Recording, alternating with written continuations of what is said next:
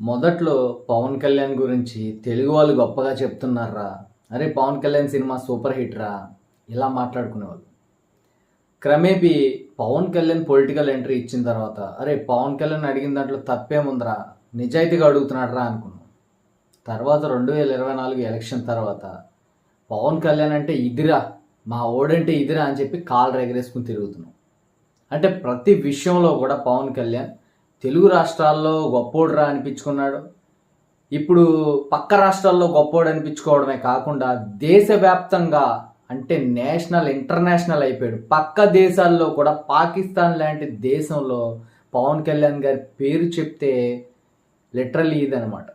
ఎందుకు అంటే ఆయన నిజాయితీ, నిబద్ధత, నిలకడ, ఆచితూచి ఒక మాట మాట్లాడాలంటే మాట్లాడతారు ఆయన.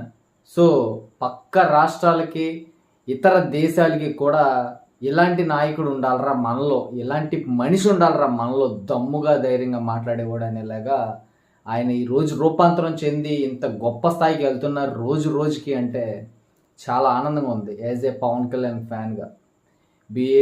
బిఏ ఇండియన్ అని చెప్పేసి మనం ఎలా అంటామో, మేము ఇండియన్స్, మేము భారతీయులు అని, అలా నేను ఒక జన సైనికుడిని, పవన్ కళ్యాణ్ గారి అభిమానిని అని చెప్పేసి సగర్వంగా చెప్పుకుంటున్నా తలెత్తుకుని.